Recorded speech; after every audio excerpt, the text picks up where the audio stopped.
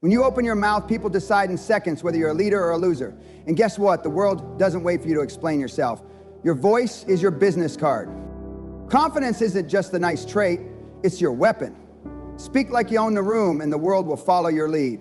In business, in life, in every battle you face, your words must carry authority.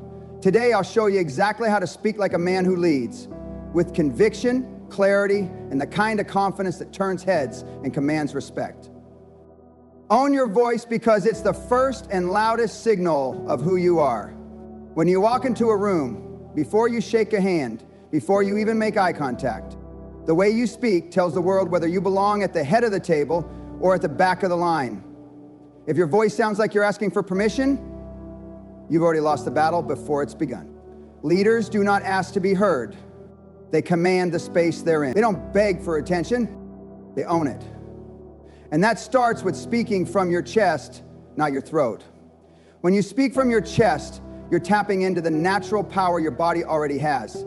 It's deeper, richer, and it carries authority. That's the sound that makes people stop what they're doing and pay attention. When your voice comes from a place of strength, people believe you before they even process your words. Project power, not apology. Every maybe or I think drains your credibility like a leaky bucket. Those little fillers are the language of hesitation, and hesitation is the death of leadership. Instead, speak with the certainty of someone who knows exactly where they're going and expects others to follow. You don't have to shout to be powerful, but you do have to be deliberate. Every word should feel like you meant it. Imagine each sentence as a declaration, not a suggestion. Leaders make damn sure they're heard because they understand that if their voice gets lost in the noise, their vision goes with it. Think about it.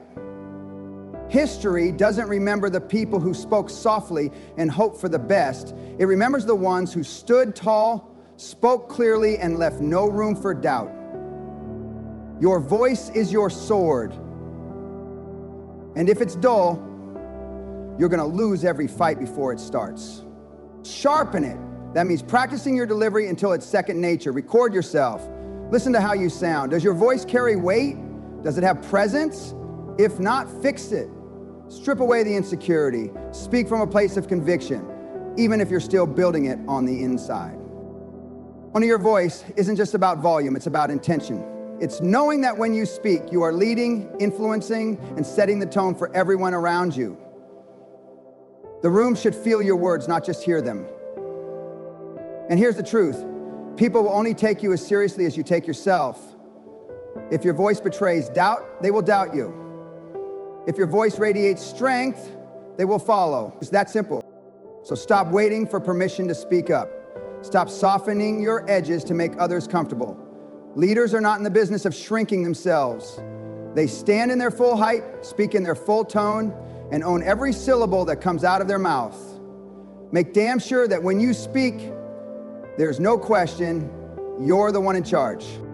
When you speak, every single word you choose is either building your authority or tearing it down.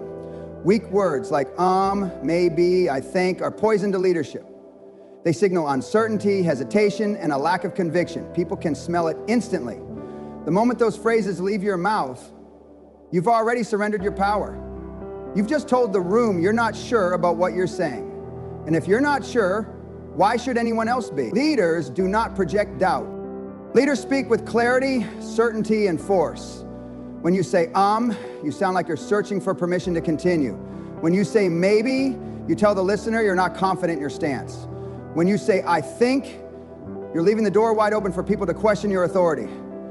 That's not how leaders speak. You must replace weak, timid language with decisive, commanding statements. We will. I know. This is how it's done. These phrases slam the door on doubt. They draw a line in the sand and say, follow me because I know where I'm going. Words have weight, and the heavier they are, the more people feel their impact. Light, flimsy words get blown away in the wind.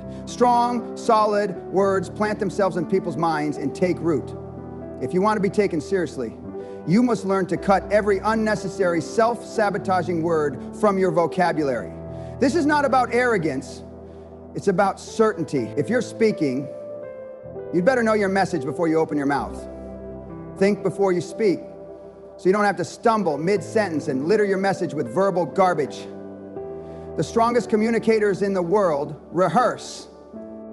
Not just what they will say, but how they will say it. They train themselves to avoid filler words entirely. It's not easy because filler words are often a habit, but habits can be broken. Start catching yourself. The moment you feel an coming, replace it with a pause. A pause is far more powerful than a filler. Silence makes people lean in, waiting for your next word.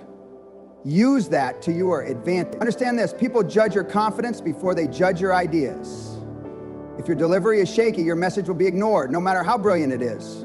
If your delivery is strong, even a simple idea can move mountains. This is why you must master your language. Every conversation, every meeting, every negotiation is a test of your ability to project certainty. If your words waver, you fail. But if your words strike with precision, you win before the debate even begins. Speak as if you already have the answer. Speak as if you expect others to follow your lead. And above all, speak as if your words are the final word. Because in the mind of a true leader, they are. Control your pace.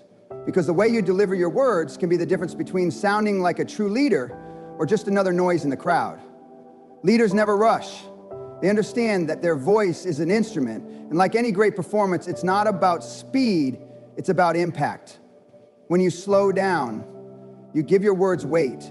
You allow the listener's mind to absorb, process, and react to what you're saying. Most people think talking fast makes them sound smart. No, it makes you sound nervous, desperate, and unsure of yourself. Confidence lives in calm, deliberate speech. When you speak, you're not in a race to the finish line. You're in control of the room, and the room moves at your pace. Every pause is a weapon if you know how to use it. When you stop speaking for a moment, you create anticipation. That silence pulls people in, makes them lean forward, waiting for what comes next. That's not weakness, that's dominance. You are teaching your audience that your words matter and they should pay attention. Think about some of the most powerful speakers in history. They didn't blast their messages at lightning speed. They commanded attention by controlling the rhythm, by knowing when to push forward and when to let silence speak louder than words. When you slow down, you also sound more certain. Uncertainty lives in rushed speech. When people speed through sentences, it's often because they're afraid someone might cut them off or they're unsure of their own point. But when you control your pace, you project authority. You show that you're not afraid to be heard, that you know exactly what you're saying, and that you believe in it enough to let it stand on its own. Leaders make people wait because leaders know their message is worth the wait. This isn't about being theatrical. It's about being intentional. Every word you say should be there for a reason. And when you pair intentional words with intentional pacing, you create a presence that is magnetic. You stop being just another voice in the chaos and start becoming the person everyone listens to first and remembers last. The best way to master this is to practice in real situations. In your next conversation, notice your speed. If you catch yourself rushing, slow down deliberately. If you feel awkward pausing, hold the silence a second longer. Get comfortable with that space. That's where true leadership lives, in the ability to control not just what is said, but how it's delivered. The pace of your words tells the world how much you value what you're saying. If you treat your words like they matter, so will everyone else. Speak with purpose, not noise. Most people open their mouths just to make sound, to prove they exist in the room, but leaders understand that every single word carries weight. Words are not cheap, words are currency. If you spend them carelessly, you go broke in influence. When you speak, you should have a target. That target could be to inspire, to command, to instruct, to negotiate, or to challenge. But it should never be to simply fill silence. Silence is not your enemy. Wasted words are. A leader knows that when he talks, people should lean forward, not lean back and scroll through their phone.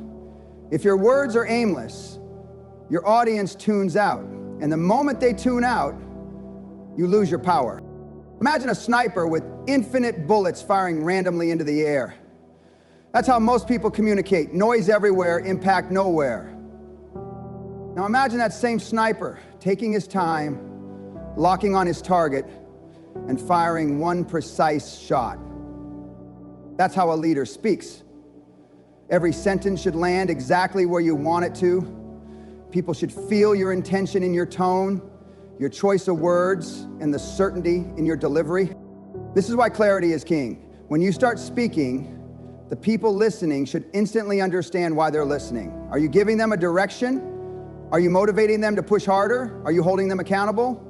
Remove fluff, remove filler. Leaders don't say, I kind of think we should probably try this idea. Leaders say, this is the plan, and this is how we'll win. That's purpose. That's conviction. And understand this, speaking with purpose also means knowing when not to speak.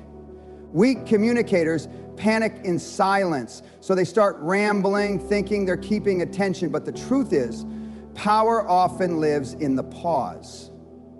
When you pause, you give your words space to breathe. You give people time to absorb what you just said. You create suspense for what comes next.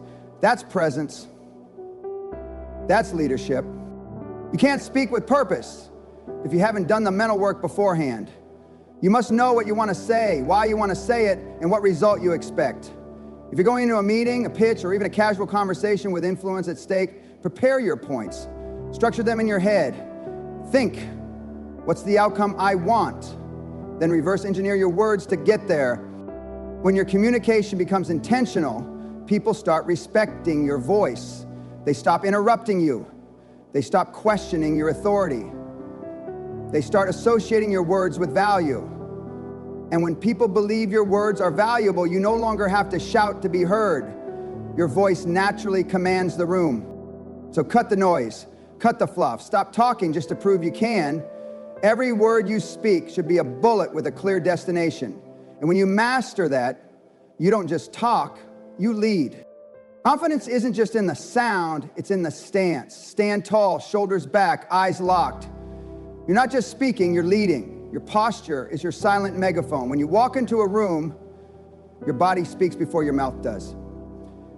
People read you in an instant, and whether they know it or not, they make judgments about your authority, your competence, and your confidence just by looking at you. If your shoulders are slouched, your eyes are darting around, and your stance looks like you're trying to disappear, no matter how powerful your words are, they'll fall flat. Leaders understand that body language is a weapon, and they wield it with precision. Standing tall is more than just a physical position, it's a statement. It tells the world, I belong here, I'm in control, I know where I'm going. Your chest should be open, not caved in. Your movements should be deliberate, not frantic. Every step you take should carry weight. When you're speaking to someone, lock eyes with them, not in a creepy, overbearing way, but with the steady focus of someone who means every word they say. Eye contact shows conviction. It tells the other person you're not afraid, you're not hiding, and you're not uncertain. A leader doesn't fidget, doesn't fold their arms defensively, and doesn't keep their hands buried in their pockets. Instead, they use gestures that reinforce their words. Open palms to show honesty, a firm hand chop to emphasize a point, a steady hand on the table to anchor their authority. The key is alignment. If your words say, I'm confident, but your body says, I'm insecure, people will believe your body. The subconscious mind trusts what it sees over what it hears. That's why the most powerful communicators in history, from great generals to business moguls, mastered their presence as much as their speech. Practice it. Stand in front of a mirror and observe yourself as you speak. Record yourself giving a talk, not just to listen to your voice, but to study your posture, your gestures, your facial expressions. You'll be shocked at how much your body language either amplifies or kills your message. If you want to lead, your presence must be congruent with your message. You can't inspire confidence if you look like you're apologizing for existing. When you walk into a meeting, imagine you own the building. When you step onto a stage, imagine every person there already respects you. Your body will naturally align with that belief, and people will feel it. Confidence is magnetic, and body language is the invisible force pulling people toward you.